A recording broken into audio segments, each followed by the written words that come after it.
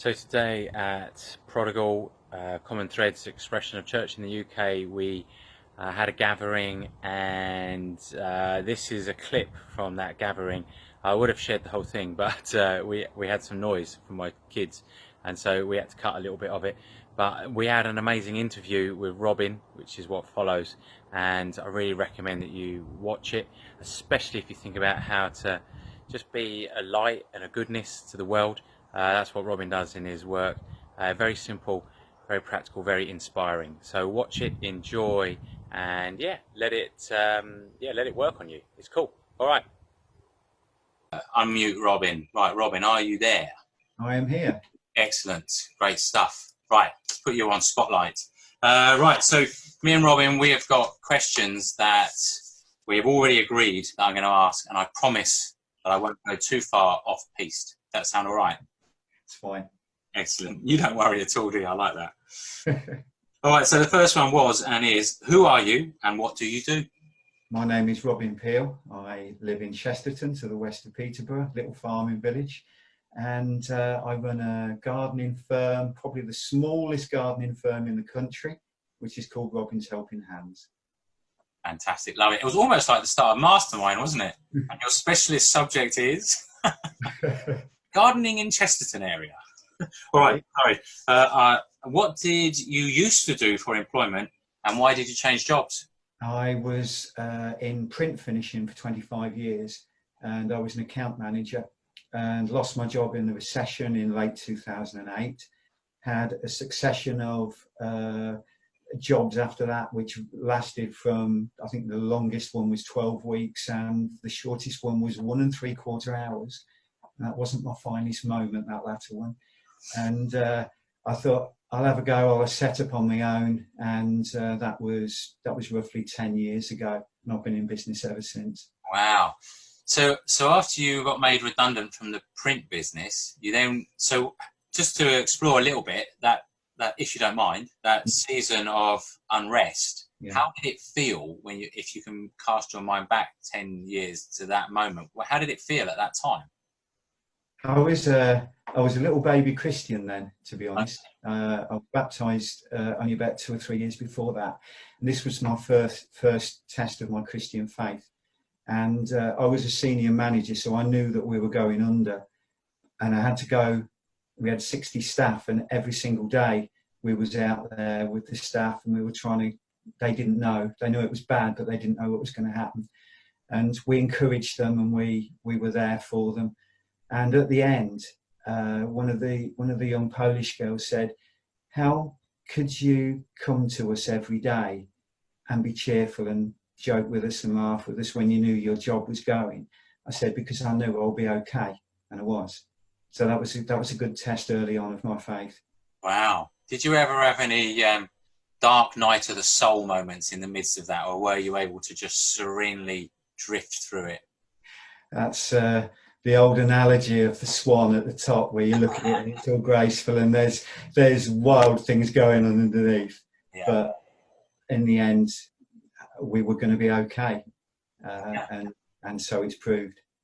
All right, brilliant. Wow, amazing. So there was definitely some turbulence. There was a change of circumstances and you decided eventually to set out with your gardening business. So do you just work with anyone, or have you chosen to work with a certain group of people? And if so, why? When I first started off, I took any work that I could get, but it became evident very quickly that my heart was working with pensioners. And I have a gardening business now, which is solely devoted to either pensioners or people of a slightly younger age who have a disability. And I'm just checking my list. At this moment, I have people with cancer. I have people with Parkinson's disease. I have people with dementia. I have a younger lady who has brittle bone disease, and I have a couple who are blind. And it's incredibly rewarding. It really is. What's interesting to note here is that I hated nothing more than gardening. I absolutely hated it, but I haven't got anything else I could do.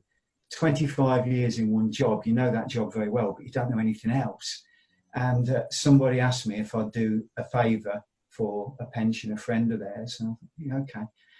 and it went okay. So I set up in business. I taught myself gardening over the first 2 years that I was in work. Gave everybody a very, very low rate as I was training on the go, and it's worked. And within a few weeks, I was absolutely loving it. I love every second of it. When I was first at work, I'd been at work for about 3 weeks, just to gauge my lack of knowledge. And I went to a lady who'd had to go out for the day, and she'd left me a note to say, "Could you trim the fuchsia?" I said, if I knew what a fuchsia looked like, I'd trim it, but I don't actually know what a fuchsia looks like. So that was the limit of the knowledge, but it's worked. I also don't drive a car. Yeah. I travel around on. You've seen my vehicle, Sid. It's not impressive, but it works. I'm always in awe of seeing you on your bicycle. It's a trailer that fits on the back of the bike. All my tools go in there. My business should not work, but it works, and I absolutely love it. And the same, my business, as I said, is called Robin's Helping Hands. It's exactly what it says on the tin. If someone's struggling, if they can't do it themselves anymore, if they're poorly, I'll come in and I'll help them. All right. So there was a time when when you set up, you were just hoping that you'd find enough work to make ends meet, to be financially viable. And then there came like a tipping point where you must have realized, actually, I can't do all this volume, and there's a certain group that I want, that I'm most passionate about supporting. So how did you manage to adjust in that moment to prioritizing and turning away other people who might have said, "Oh, but we really want you to do it"? Well, the turning away people is very difficult. It always has, and I think it always will be.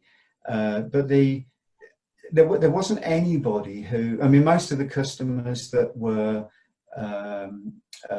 under age, so to speak, in their 30s, 40s, and 50s. They were not all regular customers, so it was quite easy to, especially over the end of that first year, just to say to certain people, let's give them plenty of notice and say, look, I'm sorry, this is where my business is going to go, and I want to purely work for the pensioners. Pretty much I took everything for that first year, or 18 months even, but it was remarkably easy to actually sort it so that it was pensioners only. And that's, so to say, that's my heart now. All right, cool. Not the most amazing question, but I'm just so curious, because you are iconic for the fact that you are the gardener with the bicycle. What is the furthest distance that you have ever travelled on your bicycle to garden?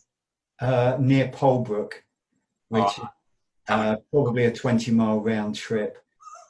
That is fantastic. All right. Do you mainly do PE2 kind of area? Mainly in Walton, Chesterton, Orton, Orton Wistow, Orton Northgate, and I've got 2 customers in Elton, which is only a couple of miles away. But I don't put the trailer on there because there's a hill on the way back. It's going to test me out at the age of 55 with the trailer on the back. So amazing. All right. So how does your faith influence how you garden, how you work? And anything you can say some more about your faith influence. My work is my Christian witness. All my customers know about my faith. I'll never ever force anything on anybody, but if I can ever get things into the conversation, then I do. And not one person over the years has been anti. People are. I mean, I've got a few who are practicing Christian anyway, but there was a very nice couple, and who lived in Orton Wistow, and we'd been friends and customers for a long time. And he was dying. He had cancer. He was dying. Everybody knew. He knew himself. And about 3 months before he died, we were sat in his kitchen and we were having a cup of tea together. And he said, "Robin, I really admire anyone who has a faith." And he said, "I would love to have a faith at this time because I'm dying. I'm frightened." And he was a lovely man. Yeah. And he said, "It's too late for me. I'm too far gone." I said, "No, you're not. You're not too far gone at all." So we had a chat. He didn't know his Bible at all. Lovely, lovely man. And we had a chat quite a long time about the penitent thief on the cross, who sort of sneaked in when the door was closing at the last second of the last day. And he passed away a few weeks later, say 3 months later. And I don't know what his state of mind was at that time, but the part of my work is to spread some seeds out. I just scatter a few seeds out and just see if any of them will take anywhere. Yeah. That's the most extreme, in inverted commas, example, but it was also the nicest example. Just to be able to witness to someone like that who's struggling is a really, really lovely thing. Yeah, amazing privilege to be able to do that. Oh, absolutely. Yeah, absolutely. And equally, someone once said to me, it was a property developer, and he said to me, "Robin, I'd love to see your business plan." And I said, "I haven't got one." He said, "You've got to have a business plan. You're in business." And I said to him, "Okay, I believe God will give me the work, and I need to look after the customers. And if I do that, I'll never ever struggle for work again." But going into that slightly more, my business plan is Colossians 3:23-24. Whatever you do, work at it with all your heart, working for the Lord rather for human masters.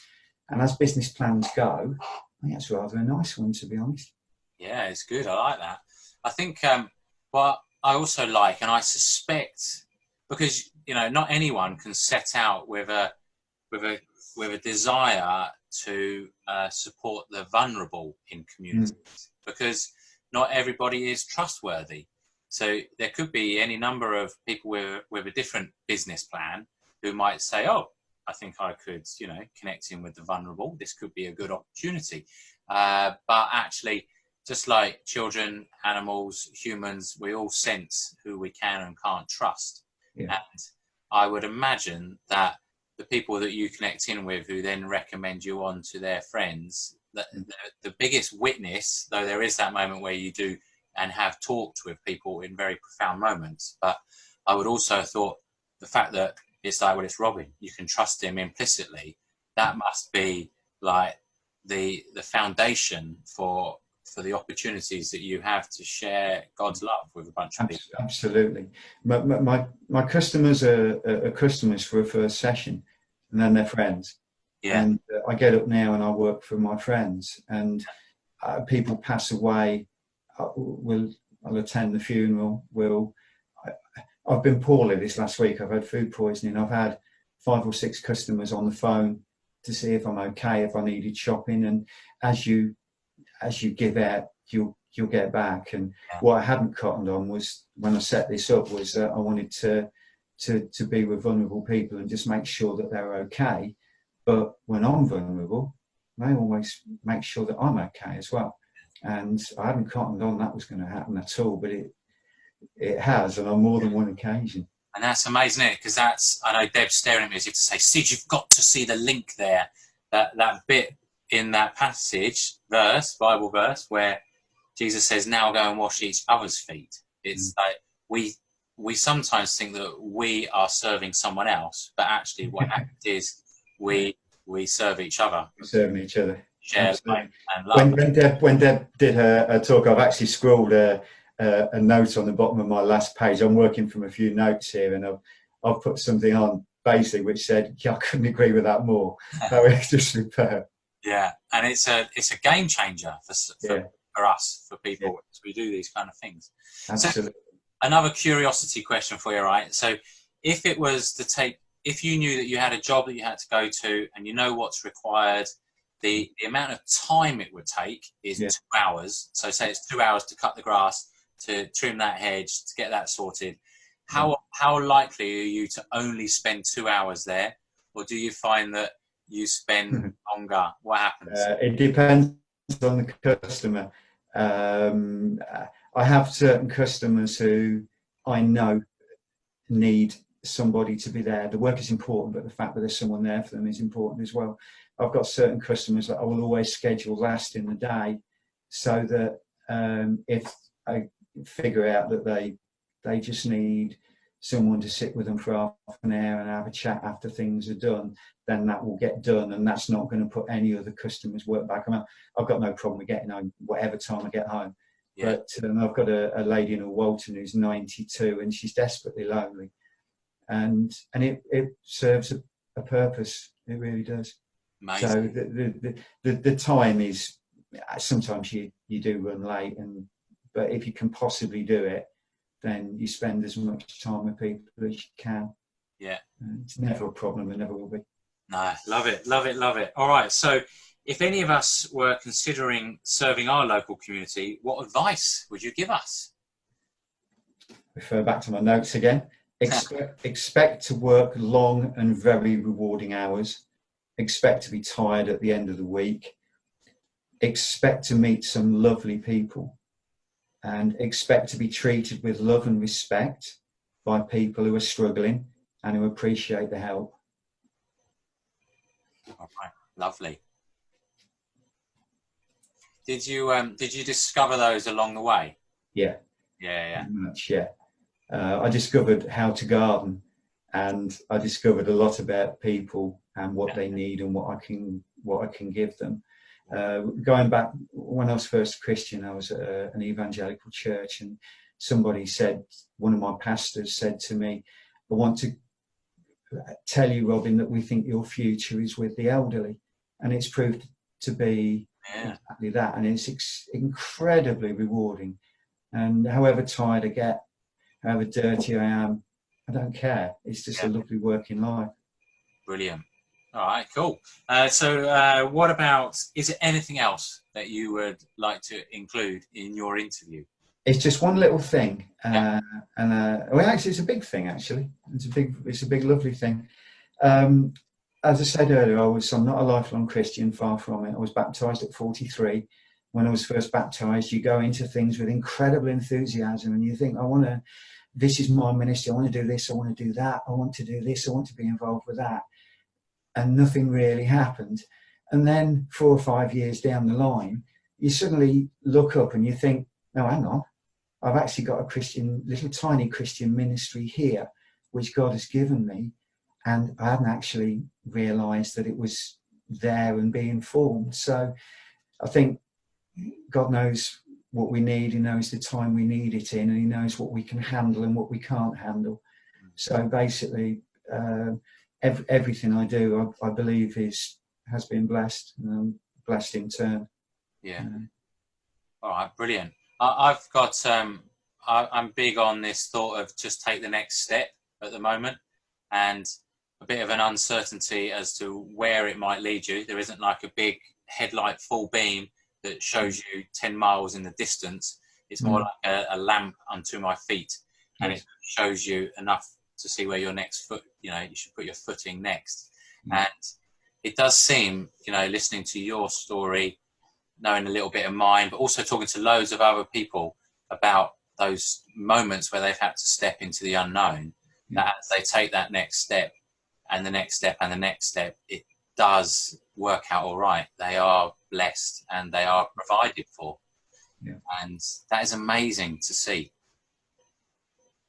All right, Robin, thank you so much. Pleasure. Thank you all for listening. It's very, very inspiring, and just really chuffed that you were able to do it this month, so we could get your input. So thank you.